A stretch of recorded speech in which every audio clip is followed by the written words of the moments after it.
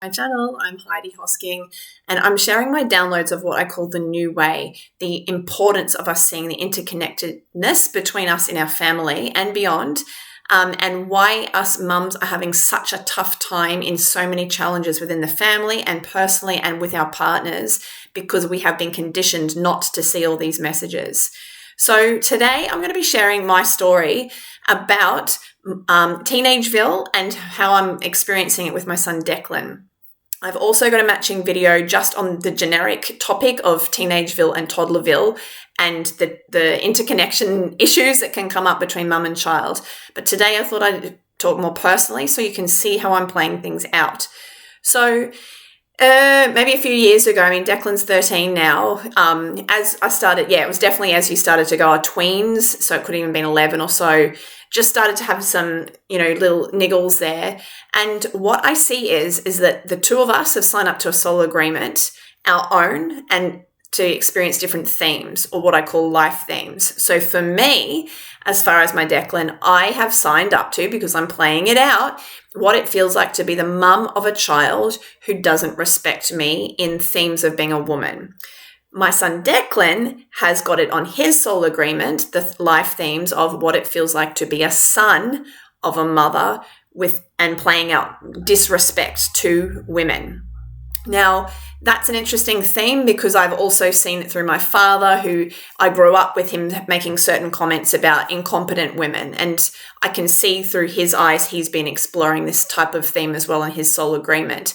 And so my Declan is quite similar to him in certain ways. So now I've experienced it being the daughter of a father. Now I'm doing it as the mother of. Now, how you do that, I have my book, The Game of Life, How to Play the New Way. Thank you to those who've been buying it. This is amazing. I have a whole chapter, and it's a decent one, on life themes, so you can understand your soul agreement literally by looking around you and seeing what you're playing out. You don't need a psychic or professional to tell you what's on your soul agreement. It's very simple to work out. Now, these themes are meant to be felt. So that's why I always say what it feels like too. So for me, I have been in a lot of tears, especially as it's come up and come up and come up. Declan and I playing this theme out. Disrespect, swearing at me. When it was a toddler, he used to hit me and do certain things like that. So the theme has always been there. It's like it comes to a crescendo, and often that's in Teenageville. But as I've said in my other video, it can be at any time. With my son Hayden, it was about when he was 8. Things really got to a head. So things are coming to a head, but I actually don't think that we're at the highest of the head either. Now, how do I play this out? My big thing is I'm not taking shit. So I can respond as a mother with boundaries. I'm not taking this shit and, in that really what I call a tough mother cloak. But instead, these messages that I share are coming back to softness, vulnerability, authenticity, femininity. I have to feel first. Now, some people with narcissistic type of, patterns with others might say, well, that's very weak too. I go away and I feel it because it does hurt. Now, what he's doing subconsciously, and I've explained more of this in my other generic video on this topic, is that he's raising the stuff up in me that I've experienced when I was a child. Whether it was certain men, and I've really had to go back because it's not obvious to me, or whether it was certain comments or things that my dad did that brought that emotion up for me, but I didn't express it at the time, or I didn't say anything and call it out to men. It's coming back now. So I have to be very careful that I don't unleash all this stuff on him when he is the tip of the iceberg. Again, watch my other video. I'll link it in the comments below. That's the biggest thing, because if I unleash it all on him, I'm going to sizzle our relationship. Heart connection is priority, and what I talk about as far as heart-to-heart parenting and family harmony, we have to value this. Right now, it's really hard for me, especially when he really, he might, say something and barely look at me. Today has had a friend over and just left the house with him and went off down to the school and didn't tell me. Things like that. But then it can also be certain comments that definitely have a dig at you're a woman, that kind of energy as well. So I go away and I sit with my emotions, and that can be really hard if you're really triggered and up here to work your way down to what is sad about it, what makes you feel just upset. And underneath it all, the biggest upset is we're always freaking out underneath, I might lose my relationship with my son. I'm watching him turn from me, not in a good way. I'm watching him disconnect from me, not in a good way. So these emotions are sirens and alarm bells going off to say, do something. Now, a lot of mums are sweeping the sirens and the alarm bells, e.g. their emotions, under the rug. And they are just going to keep mounting up until there's a giant elephant under the rug. And that could be when they're 30, 40, 50, something plays out and the whole thing comes up in one hit, and guaranteed that's when relationships truly sizzle. And that's been happening. I don't know if about in your family a lot.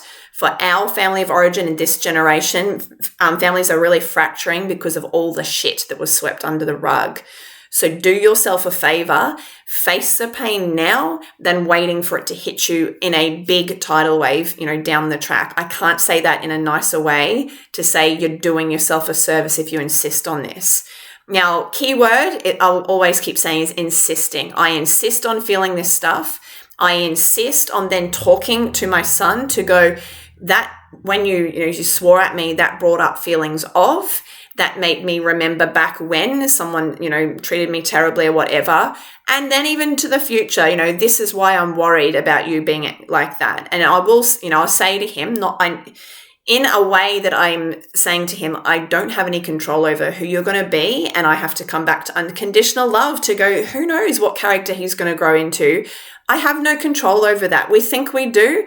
I'm moving the word parenting out of the way. We do not. We're all unfolding our seed of intelligence. That's another chapter in my book that's encoded within us as to the themes we're going to play out. So let's just say he's got on his soul agreement down the track what it feels like to be a guy who, completely disrespects women and plays out, XYZ themes, other themes under that bigger theme. Maybe that's going to be it. Maybe he has to get to such a bad point, some people do, to really wake up and totally flip. The more shadow, the more light. So embrace that idea as well, that when your child is going through shadows, well, the sooner the better, great. And also the more they're exploring this stuff and really exploring it, well, then touch wood, it's going the other way.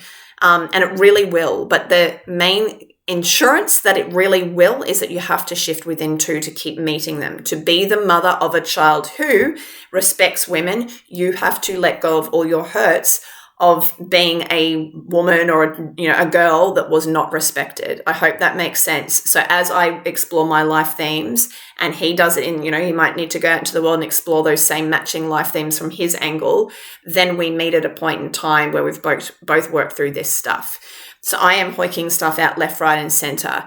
It is miraculous work. It shows us this world is not logical. As I sit and let up my own emotions about it, he will walk in and go, I still love you. Something like that. He can say the worst things and I don't need to say anything. Even if I just sit, say in the car, and just let the tears come up, he will turn to me and say, I love you. And I can see that's his soul underneath it all. Refer back to my generic video on this topic, saying I'm still here. I'm being your energetic puppet now on the top with all my behaviors, but underneath I'm a wise soul that completely loves you. Do your bloody work so I can meet you there. So all I know is when I have challenges with my children, let's say Declan right now, he is saying you've still got stuff to empower yourself on as a woman. Obviously, that's my theme. But this can be with toddlers. It can be any time with whatever they're doing to you. And like with Declan, when he was 2, he would really take it out on me, like kick me until I had bruises and, I was trying to fend him off and whatnot. That kind of thing, it was playing out back then. I don't respect you as a woman. So the young children and their behaviors, they still are hinting at the same types of themes that are going to play out in a different way depending on their age and what season of life they're in. So just a reminder that the more you feel and the more you face those burns on the inside, the more glory and miracles on the outside in your external world with the people in your family. And it's really worth it. It's painful, but it's really worth it to look back. Let's just say, and I picture these visions at the time, the day when we're going to be like best friends or we've got some important work to do. That's why we've got to sort out quite a lot of shit right now because there's something important to do. Now, when we were growing up, We were on the carved path. Go to school, go to uni, get a job, move out, see you later from your parents. Now, with the new way, I see that that's not necessarily the case. If you don't wish it to be and it's not on your soul path, I see that our family are still going to be co-creating into the future. In fact, even better, because the more we're doing all this stuff, the shadow work, the more we're going to be doing light work together.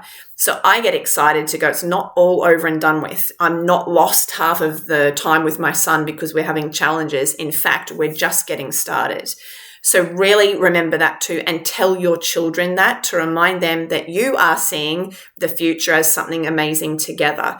You may not want to see them right now. If you're having trouble, you're like, no, they can go. But remember, the glory and the gift, the goodie bag on the other side is the fact that you might be doing something amazing with them and having sorted this shit out. That's your prize.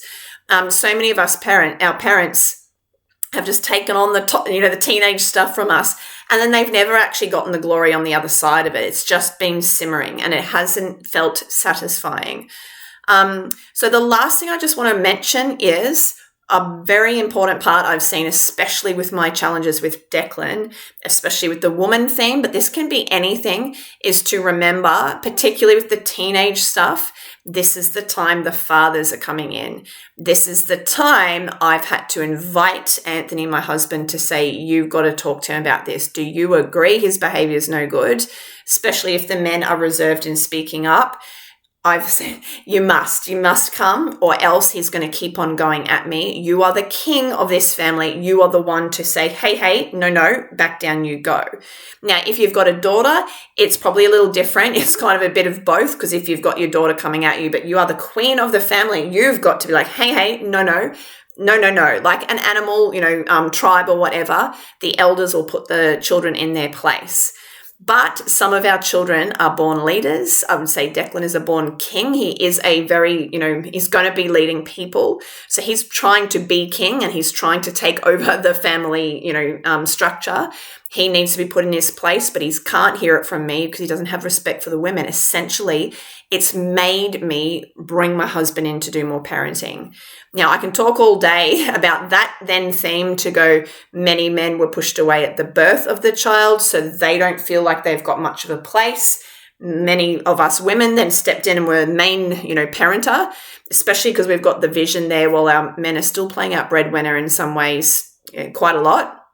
But don't forget, they can be your savior. And this is the time, if you haven't already, and that can be, like even when they're toddlers or younger, invite the father in.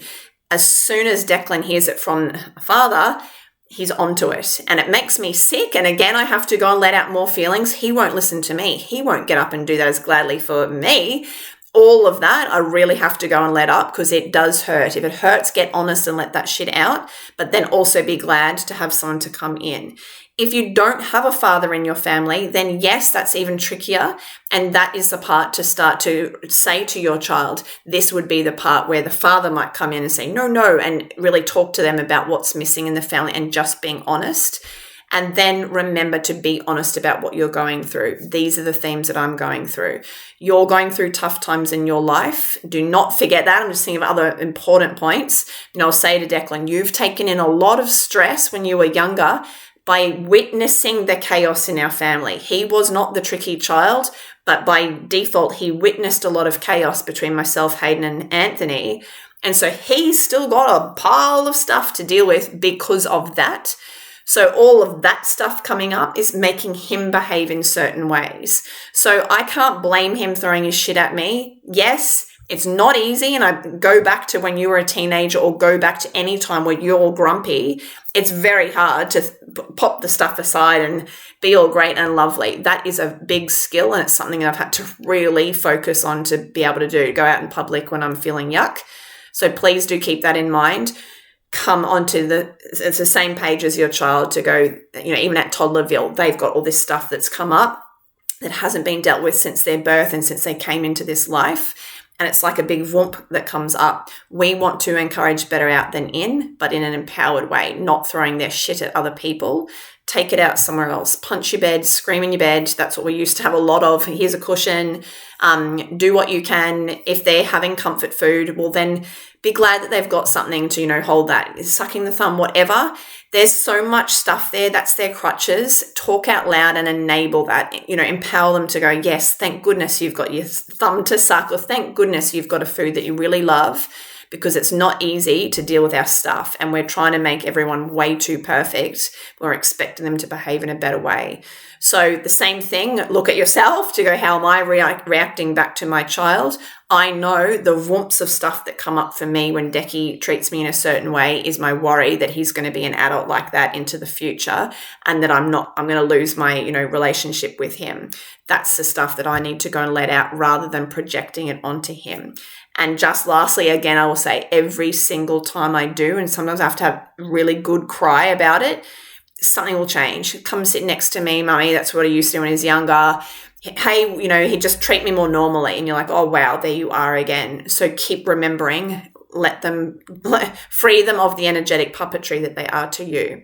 So I hope this has helped. Please let me know in the comments what is going on for you. I'd love to know more scenarios. Please book in for a session. That's in the comments too, a link.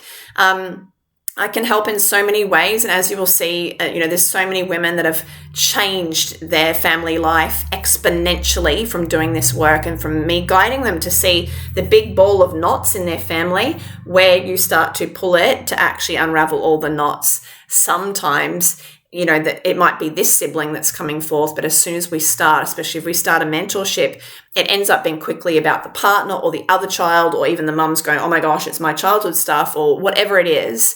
It's all connected, but it's in a divine order. And some people are focusing on the wrong thing when it's actually this thing over here that needs to be seen first, and so on and so on. So if you would like, buy a copy of my book. This will help you in so many ways. It's got journaling prompts at the end of each chapter. It's got a summary at the end of each chapter. You can read it out of order. You can pick it up at any time and get an energetic law with analogies, stories, and examples in parenting life to really see this stuff play out, to go, oh, wow, we are so conditioned to play life backwards, upside down, the wrong way. And that's why we're experiencing so many challenges. And that's why you're here, because you're seeking better answers. See you. Bye.